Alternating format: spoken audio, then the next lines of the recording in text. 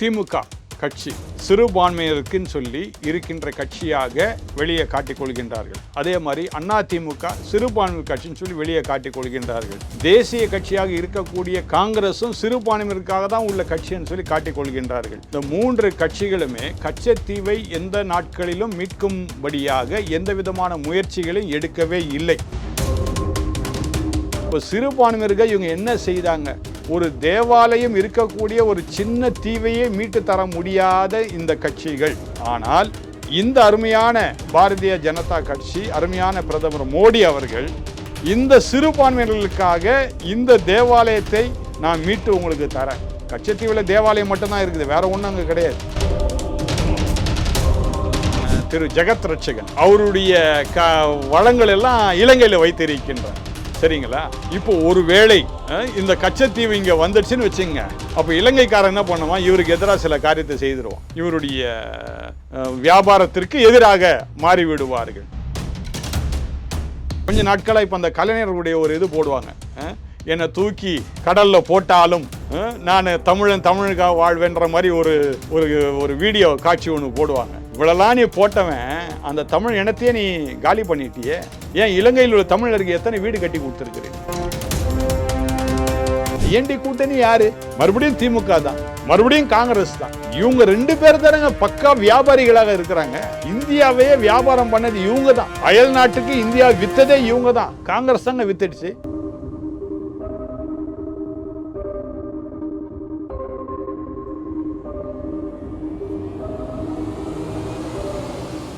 Thailand இன்பச் சுற்றுலா 4 பகல் 5 இரவுகள் ஒரு நபருக்கு வெறும் 41,000 மட்டுமே. முதலில் புக்கிங் செய்யும் 10 பேருக்கு கட்டணத்தில் சிறப்பு சலுகையும் உண்டு. வாங்க உலகத்தரத்தில் உலகம் சுற்றலாம்.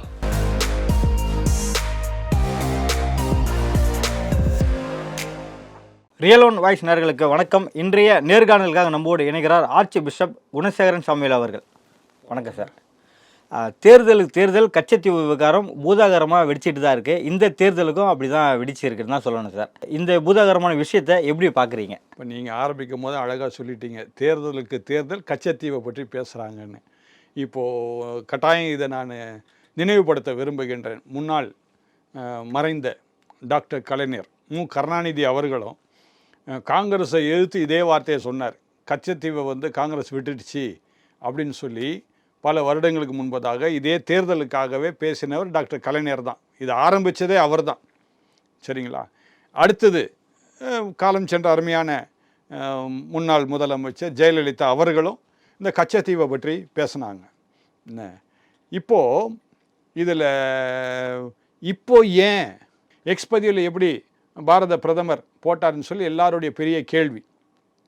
இதில் ஒரு சின்ன காரியத்தை நான் முதலாவது சொல்ல விரும்புகின்றேன். என்னென்னா, திமுக கட்சி சிறுபான்மையினருக்குன்னு சொல்லி இருக்கின்ற கட்சியாக வெளியே காட்டிக் கொள்கின்றார்கள். அதே மாதிரி அதிமுக சிறுபான்மையினர் கட்சின்னு சொல்லி வெளியே காட்டிக் கொள்கின்றார்கள். தேசிய கட்சியாக இருக்கக்கூடிய காங்கிரசும் சிறுபான்மையினருக்காக தான் உள்ள கட்சின்னு சொல்லி காட்டிக் கொள்கின்றார்கள். இந்த மூன்று கட்சிகளுமே கச்சத்தீவை எந்த நாட்களிலும் மீட்கும்படியாக எந்த விதமான முயற்சிகளையும் எடுக்கவே இல்லை. ஆனால் ஒவ்வொரு தேர்தலும் பேசினாங்க. இப்போ நான் ஒரு காரியத்தை நான் சொல்ல விரும்புகிறேன். கச்சத்தீவில் என்ன இருக்குது அப்படின்னு ஒரு பெரிய கேள்வி. கச்சத்தீவில் முதலாவது 2 பெருங்காரியங்கள் நடந்து கொண்டு இருக்குது. வருடத்துக்கு ஒரு தடவை ஒரு பெரிய தேவாலயம் அங்கே இருக்குது. அது ஒன்றும் பெரிய தேவாலயம் கிடையாது, ஒரு சின்ன தேவாலயம்தான். ஆனால் எத்தனையோ வருடங்களாக பல நூற்றாண்டுகளாக அந்த தேவாலயத்தில் வருடத்திற்கு ஒரு முறை ஒரு அருமையான விழா நடக்கும். அத்தனை கிறிஸ்தவ மக்களும் பல நாடுகளிலிருந்து வந்தாங்க. இப்போ யார் போகிறான்னா, இந்தியாவிலேருந்து யாரும் போக முடியல, பல நாடுகளில் யாரும் வர முடியல, இலங்கையில் மட்டும்தான் வந்து கொண்டிருக்கின்ற. காரணம், கச்சத்தீவுக்கு யாருக்கு போய்விட்டது? இலங்கைக்கு போய்விட்டது. இப்போ சிறுபான்மையினர் கட்சின்னு சொல்கிறாங்க இல்லையா? இப்போ சிறுபான்மையினர்கள் இவங்க என்ன செய்தாங்க? ஒரு தேவாலயம் இருக்கக்கூடிய ஒரு சின்ன தீவையே மீட்டு தர முடியாத இந்த கட்சிகள். ஆனால் இந்த அருமையான பாரதிய ஜனதா கட்சி, அருமையான பிரதமர் மோடி அவர்கள் இந்த சிறுபான்மையினர்களுக்காக இந்த தேவாலயத்தை நான் மீட்டு உங்களுக்கு தரேன். கச்சத்தீவில் தேவாலயம் மட்டும்தான் இருக்குது, வேற ஒன்றும் அங்கே கிடையாது. ஒன்றும் பெரிய வளம் பொருந்திய ஒரு தீவும் அது கிடையாது. இல்லை பல தோட்டங்கள் அங்கே இருக்கானா இல்லவே இல்லை. வெறும் தேவாலயம் மட்டும்தான், வருஷத்துக்கு ஒரு நடக்கக்கூடிய ஒரு தேவாலயம். ஆனால் அந்த தேவாலயத்தை நமக்கு மீட்டு தரேன்னு சொல்லி அருமையான பிரதமர் மோடி அவர்கள் சொல்லுகின்றார்கள். ஆனால் இங்கு இருக்கின்ற மக்கள் என்ன சொல்கிறாங்க? அவர் மதவாதம் உள்ளவர், அவர் இந்துக்களுக்காக பேசுகின்றவர், கிறிஸ்தவர்களுக்கு எதிரானவர் என்று சொல்லுகின்றார்களே. இப்போ நான் ஒரு கேள்வி கேட்குறேன், இவருக்கு என்னத்துங்க இந்த வேலை? பிரதமர் மோடிக்கு என்னத்துக்கு இந்த வேலை அப்படின்னு ஒரு கேள்வி நான் கேட்குறேன். என்ன, ஆனால் இந்துக்கள் எல்லாம் அமைதியாக இருக்கிறாங்க. மீட்டு கொடுத்தாலும் ரொம்ப சந்தோஷம், அப்படி அவர் மீட்டு கொடுத்தாலும் சந்தோஷம். காரணம் என்னவென்றால் அவருடைய ஒரே நோக்கம் இந்தியாவில் உள்ள மக்கள், அனைத்து மக்களும் ஒன்றாக வாழ வேண்டும். அவர் சொல்லுகின்றார் ஒரே இந்தியா, ஒரே மதம் அப்படின்றார், ஒரே இனம் எல்லாம் சொல்கிறாரு. ஆனால் இவங்க புரிந்து கொள்ள மாட்டுறாங்க. என்னென்னா அவர் வேற்று விதமாக கிறிஸ்தவர்களை பார்க்கவே இல்லை. அருமையான பிரதமர் மோடிக்கு நல்லாவே தெரியும், அங்கே தேவாலயம் ஒன்று தான் இருக்குது, வேறு எதுவுமே இல்லை. அடுத்து 2வது காரியம், மீன் வளம் அருமையாக இருக்கக்கூடிய ஒரு அருமையான ஒரு சமுத்திரம். அது மீன் வளம் நன்றாக உள்ளது. இவைகளை நீங்கள் இப்போ பார்த்தீங்கன்னா அருமையான திராவிட முன்னேற்ற கழகத்தினுடைய இணைந்து செயல்படுகின்ற அருமையான திரு ஜெகத் ரட்சகன் அவருடைய வளங்கள் எல்லாம் இலங்கையில் வைத்திருக்கின்றார். சரிங்களா? இப்போ ஒருவேளை இந்த கச்சத்தீவு இங்கே வந்துடுச்சுன்னு வச்சுங்க, அப்போ இலங்கைக்காரன் என்ன பண்ணுவான்? இவருக்கு எதிராக சில காரியத்தை செய்திருவான், இவருடைய வியாபாரத்திற்கு எதிராக மாறிவிடுவார்கள். இன்னொரு காரியத்தை நான் ஞாபகப்படுத்த விரும்புகின்றேன். இந்த ஈழப்புலிகள் சண்டை நடந்த சமயத்தில், தனி நாடு வேணும் என்ற சண்டை நடந்த சமயத்தில் காங்கிரஸ் தான் இங்கே இருந்தது ஆட்சியில். காங்கிரஸ் தான் என்ன பண்ணுறாங்க? நம்முடைய தமிழின மக்களை அழிப்பதற்கு இங்கேருந்து இராணுவத்தை அனுப்பினார்கள். அது அவங்களுடைய உள்நாட்டு பிரச்சனைங்க. சரிங்களா? இவங்க இங்கேருந்து இராணுவத்தை அனுப்பி தமிழர்களை கொன்று குவித்தார்கள். சரியா? அப்போது அப்பேற்பட்ட தமிழர்கள் தான் இந்த கச்சத்தீவை மீட்க வேண்டும் என்று விரும்புகின்றவர்கள். ஈழப்புலிகள் இருக்கிற வரைக்கும் இவங்களால் என்ன பண்ண முடியல? கச்சத்தீவில் கை வைக்க முடியல. அதனால் ஈழப்புலிகளை எப்படியாவது கொன்றுவிட வேண்டும் என்று சொல்லி விரும்பி இவங்க கொன்று விட்டார்கள். ஈழப்புலிகள் அங்கே கிடையாது, கச்சத்தீவு அழகாக இலங்கைக்கு போய்விட்டது. அடுத்து ஒரு காரியத்தை ஏன் அருமையான பிரதமர் மோடி அவர்கள் இலங்கையிலே இருக்கக்கூடிய அந்த கச்சத்தீவை நம்மிடத்தில் மீட்கும்படியாக அவர் செய்த ஒரு அற்புதமான காரியம் என்னவென்றால், கடந்த வருடத்தில் 120 வீடை கட்டி கொடுத்திருக்கிறார் தமிழ் மக்களுக்கு இலங்கையில். நான் கேட்குறேன், காங்கிரஸ் இருந்தப்போ ஏதோ செய்தாங்களா? திராவிட முன்னேற்ற கழகம் இருக்கும்போது செய்தாங்களா? அண்ணா திராவிட முன்னேற்ற கழகம் இருக்கும்போது செய்தாங்களா? ஏங்க பிரதமர் இதை செய்யணும்?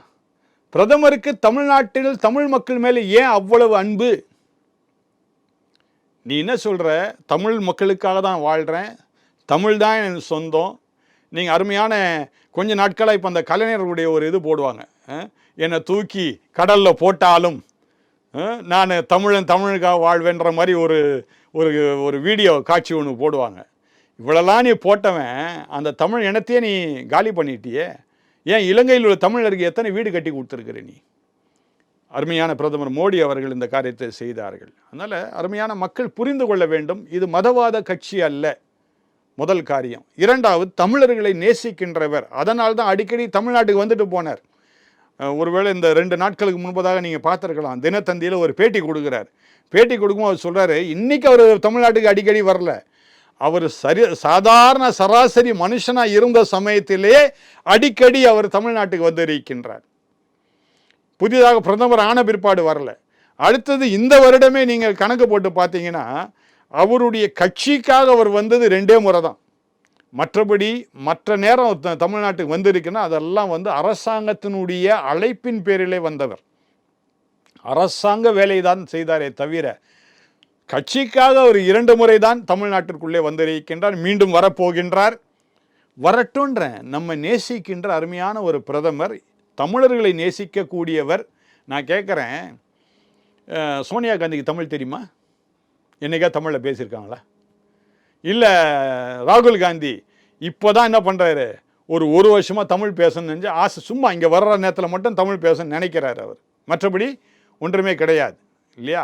ஆக இதெல்லாம் சிந்திச்சு பார்க்கணும். அடுத்தது இன்னொரு காரியத்தை நான் சொல்ல வரேன். இப்போ அருமையான சோனியா காந்தி, ராகுல் காந்தி, நான் உங்கள்கிட்ட பர்சனல் வாழ்க்கையை நான் தொட விரும்பலை, ஆனால் அந்த ஜீனை நம்ம பார்க்கணும்.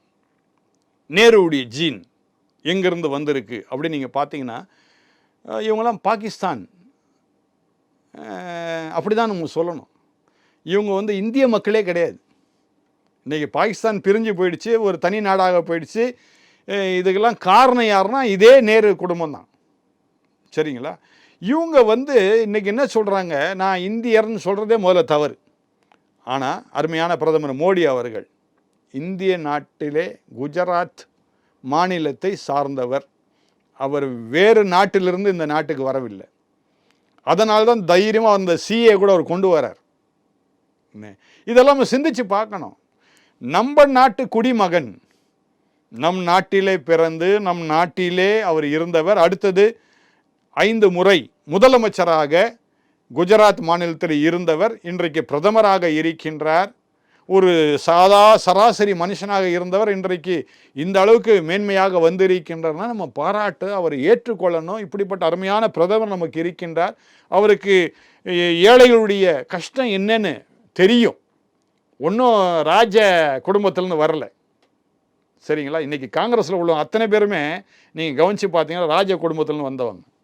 ஆதி காலத்திலேருந்தே அவர்கள் ராஜ பரம்பரையில் பணக்கார குடும்பத்திலே வாழ்ந்தவர்கள். ஆனால் அருமையான பிரதமர் அவர்கள் அப்படி அல்ல.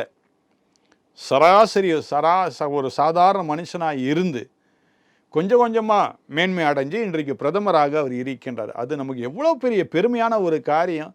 ஒரு நன்மையான காரியத்தை அவர் செய்கிறாரு. ஒரு கச்சத்தீவை நமக்காக மீட்டு கொள்ளும்படியாக இந்த காரியத்தை செய்கிறாரு. எல்லாரும் அப்படியே துடிக்கிறாங்களே. அப்படியே அது என்ன காரணம்? ஐஎன்டிஏ கூட்டணியே கொந்தளிக்குது. இது என்ன காரணம்? அதாங்க, ஐஎன்டி கூட்டணி யாருங்க? ஐஎன்டி கூட்டணி யாரு? மறுபடியும் திமுக தான், மறுபடியும் காங்கிரஸ் தான். இவங்க 2 பேர் தானங்க பக்கா வியாபாரிகளாக இருக்கிறாங்க. இந்தியாவையே வியாபாரம் பண்ணது இவங்க தான். அயல் நாட்டுக்கு இந்தியா வித்ததே இவங்க தான். காங்கிரஸ் தாங்க வித்துடுச்சு. இந்த கடந்த 10 வருஷமாக அருமையான நம்முடைய பாரதிய ஜனதா கட்சியின் மூலமாக நம்முடைய இந்திய தேசமானது உலக அளவிலே அது மேன்மைப்பட்டு இருக்கின்றது. அது ஒரு முக்கியமான காரியம். நான் சரியாக சொல்ல போனால் மறுபடியும் கடந்த ஒரு பேட்டியில் நான் சொன்னேன், இந்தியாவை விட்டு வெளியே போனாதான் நம்ம நாட்டுடைய நிலைமை என்னன்னு தெரியும். எப்போன்னு சொல்லுவாங்க, அக்கறைக்கு போனால் தான் இக்கரையுடைய அழகு என்னன்னு தெரியும்.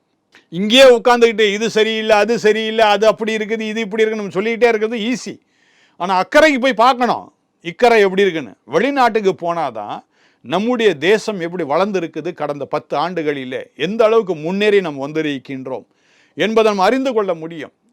ஒரு காலத்தில் எல்லாரும் அயல் நாட்டுக்கு போகணுன்னு விரும்பினாங்க.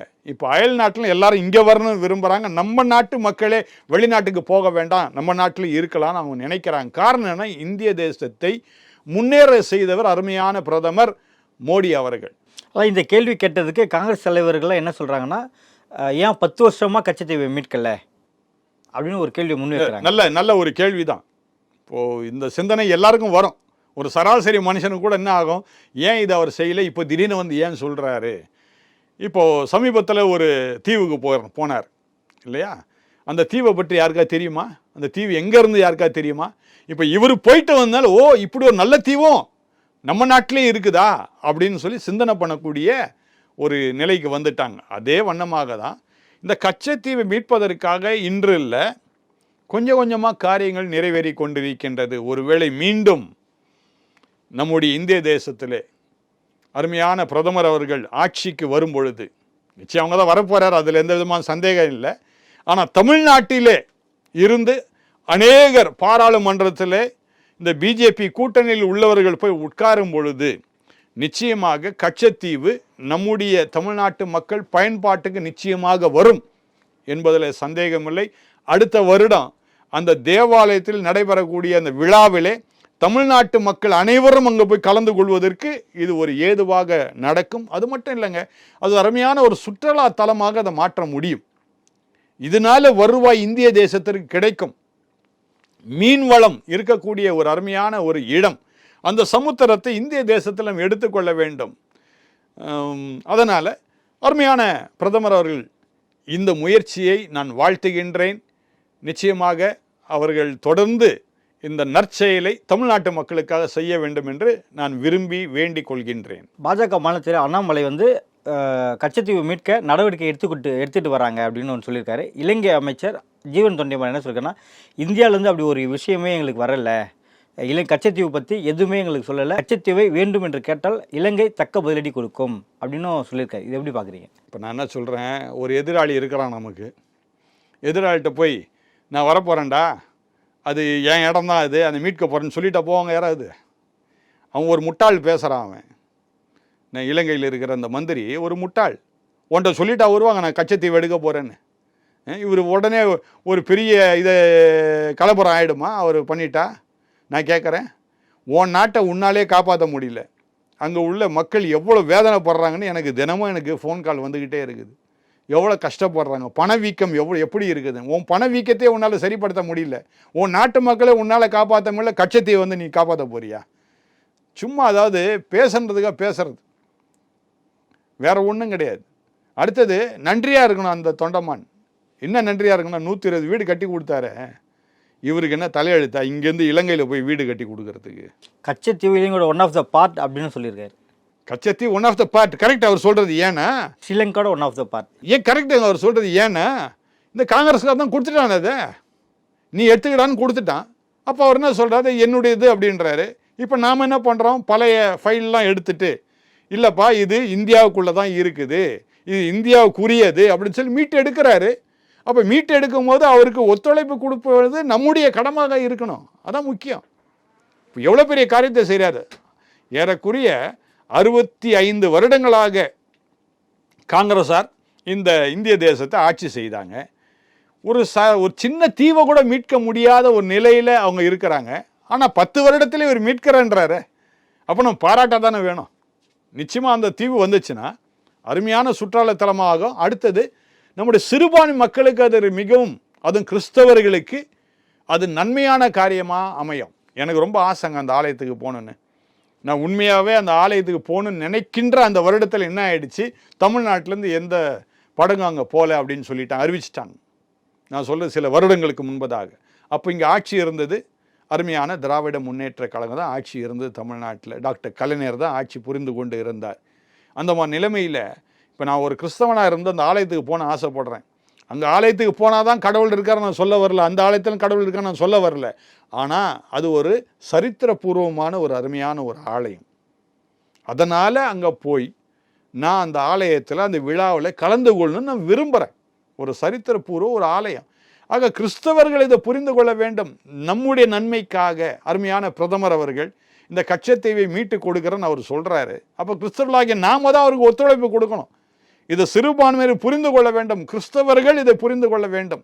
ஆகவே பிரதமருக்கு இந்த முறை அருமையான பாரதிய ஜனதா கட்சிக்கு உங்களுடைய வாக்குகளை கொடுத்து நிச்சயமாக தமிழ்நாட்டிலும் அதிக எண்ணிக்கையோடு இந்த பிஜேபியில் உள்ள அருமையான மக்கள் போய் பாராளுமன்றத்தில் உட்கார வேண்டும். இன்னொரு காரியத்தை நான் சொல்ல வரேங்க. 38 சீட்டு வச்சுருந்தாங்க கடந்த 5 வருடமாக. ஏதாவது ஒரு காரியத்தை தமிழ்நாட்டில் சாதிச்சாங்களான்னா நான் கமெண்ட்லேயே போட சொன்னேன், போன பேட்டியில் ஒன்றுமே இல்லைன்னு எல்லாருமே சொல்லிட்டாங்க. இப்போ மறுபடியும் கேட்குறேன், எப்படி இருந்தாலும் பாரதிய ஜனதா கட்சி தான் ஆட்சிக்கு வரப்போகுது. பிரதமர் மோடி தான் ஆட்சி செய்ய போகிறாரு. நீங்கள் வேறு யாராவது உங்கள் வாக்குகளை கொடுத்தீங்கன்னா மறுபடியும் இவங்க போய் என்ன பண்ண போகிறாங்க, சும்மா தான் உட்காந்துட்டு வர போகிறாங்க. ஜாலியாக இங்கேருந்து ஃப்ளைட்டில் போக போகிறாங்க. ஏன்னா அவங்களுக்கு ஃப்ரீ ஃப்ளைட்டு, ஃப்ரீ ட்ரெயின், அங்கே வந்து தங்குவதற்கு இடம் இலவசம். அதனால் இங்கே போய் ஜாலியாக போய் உட்காந்துட்டு வர போகிறாங்க. இதான் நடக்க போகுது. அதுக்கு பதிலாக நமக்கு நடக்கக்கூடிய சாதனைகள் அருமையான பாரதிய ஜனதா கட்சி நமக்கு செய்கிறேன்றாங்க. அதுவும் இப்போது அண்ணாமலை அவர்களே என்ன பண்ணுறாரு, இப்போது கோயம்புத்தூரில் நிற்கிறார். இதெல்லாம் நமக்கு ஒரு நன்மையான காரியம். அதனால் பாரதிய ஜனதா வேட்பாளர்களை நாம் பாராளுமன்றத்தில் அமர்த்துவோமானால் அப்போது ஆட்சி செய்கின்ற அந்த பிஜேபி ஆட்சி தமிழ்நாட்டிலே நமக்கு வேண்டிய நன்மைகளை கட்டாயம் செய்வார்கள் என்பதிலே சந்தேகம் இல்லை. கச்சத்தீவு குறித்து நிர்மலா சீதாராமன் செய்தியாளர்களை சந்திச்சுட்டு வராங்க. இல்லை ஒரு விஷயங்களை சொல்லியிருக்காங்க. முன்னாள் பிரதமர் நேரு வந்து கச்சத்தீவு பற்றி என்ன சொல்லியிருக்காருன்னா, கச்சத்தீவு இந்தியா விட்டு போகிறது நல்லது அப்படின்னு ஒரு விஷயத்தை சொல்லியிருக்காரு. இந்திரா காந்தி அவர்கள் இது ஒரு வெறும் பாறை தானே, அங்கே என்ன இருக்க போகுது, அவங்களுக்கே கொடுத்துடலாம் அப்படின்ற வாக்கியங்களை சொன்னதாகவும் நிர்மலா சீதாராமன் சொல்லிட்டு வராங்க. இதை நீங்கள் எப்படி பார்க்குறீங்க? பாகிஸ்தான் இந்தியா விட்டு எப்போ போச்சு? அதே காங்கிரஸ் ஆட்சியில் தான் இல்லையா?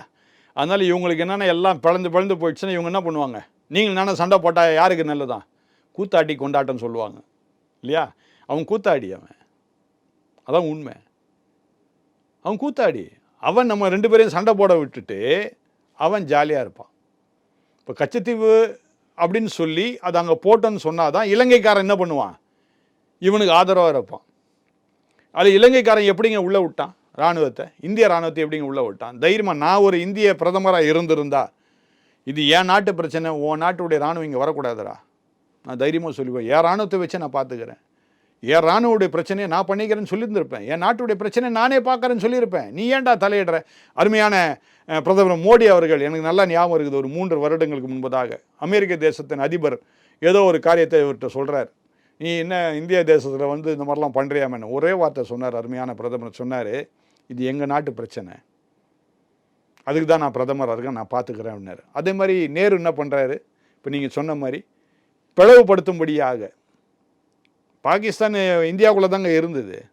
எப்போ போச்சு? இவங்க தான் போக வச்சாங்க. ஏன்னா இவங்களுக்கு அங்கேயும் வியாபாரங்கள் உண்டு, இவங்களுக்கு உறவுகள் அங்கே இருக்குது. அதனால் உறவுகள் என்ன பண்ணணும், அங்கே நல்லா இருக்கணுன்றதுக்காக இவங்க பிரித்து கொடுக்குறார்கள். அப்படி தான் இலங்கையில் ஒருவேளை நம்ம இப்போ தூண்டி துறாவினா இவங்களுடைய ஆட்கள் யாராங்க இருக்கிறாங்க கண்டுபிடிக்கலாம். நடப்பு அரசியல் குறித்து பல்வேறு கருத்துக்களை பிறந்தவை. மிக்க நன்றி சார். மிக்க நன்றிங்க.